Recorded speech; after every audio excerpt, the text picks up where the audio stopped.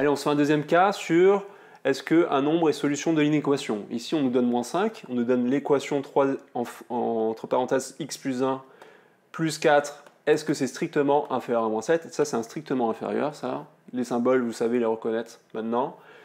Donc, en gros, on peut déjà regarder dans notre tête, parce que là, c'est un peu brouillon, il y a du 3, il y a du x, voilà, on ne sait pas trop ce que c'est. Par contre, on cherche quoi? On cherche à savoir si on est inférieur à moins 7. Ok? Donc, comme sur la première vidéo, qu'est-ce qu'on cherche à faire pour savoir si ça, moins 5, est solution de ça? Ben, on prend la partie où il y a du x, on remplace les x par le nombre qu'on nous donne, ici c'est moins 5, et on peut comparer à la fin avec le moins 7, dans notre cas. Donc allons-y, moi je prends mon 3x plus 1 plus 4, je remplace, alors je pars avec des égalités parce que je ne sais pas encore si c'est inférieur à moins 7, donc plutôt que reprendre l'inéquation, moi je cherche à calculer mon 3x plus 1 plus 4 avec le moins 5, voir ce que ça donne, donc faisons-le, donc encore une fois on remplace le x par la valeur qu'on nous donne, ici c'est moins 5, je le mets en orange pour que ça soit bien clair, plus 1 plus 4, entre parenthèses, hein. Donc là je fais toujours l'ordre des priorités des calculs, c'est les parenthèses, ensuite le fois, parce que le 3 collé comme ça veut dire qu'il multiplie la parenthèse, et à la fin le plus 4, ok?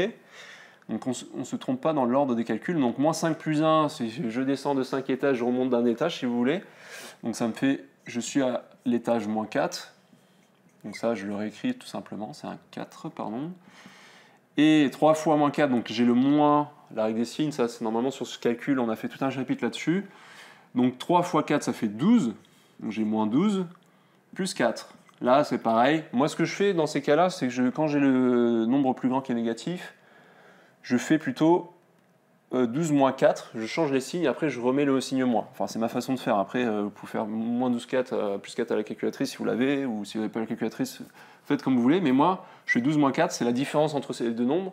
Et comme le nombre le plus grand était négatif, c'est le moins qui l'emporte, donc c'est moins 8. Vous l'avez bien compris. Donc, tout ça, c'est égal à moins 8. Donc, la question maintenant, est-ce que moins 8 est plus petit que moins 7? Donc ce qu'on peut faire, si c'est pas clair dans votre tête, parce qu'il y a toujours avec les négatifs, on ne sait pas qui est plus grand, parce que 8 est plus grand que 7, ça ok, mais est-ce que moins 8 est plus petit que moins 7? Ça c'est pas évident pour tout le monde, donc ce que je vous conseille, c'est faire une petite droite numérique, on va toujours du plus petit au plus grand, et on peut se placer à un 0, parce qu'après il y a 1, 2, 3, 4, 5, et ici on va se placer à moins 7, et forcément comme c'est la symétrique des positifs, les négatifs comme ça, vu que j'ai 7, 8, ben là je vais avoir 7, 8 dans ce sens-là. Donc j'ai moins 7, moins 8. Pardon. Donc la question maintenant, comme l'ordre croissant est vers la droite, si mon moins 8 est à gauche de mon moins 7, ça veut dire que mon moins 8 est bien plus petit que mon moins 7. Donc on peut conclure en disant que oui, moins 8 est plus petit que moins 7, et il est bien strictement inférieur. C'est pas moins 7. Donc par rapport à la vidéo d'avant, on avait un égal, là on n'a pas d'égal.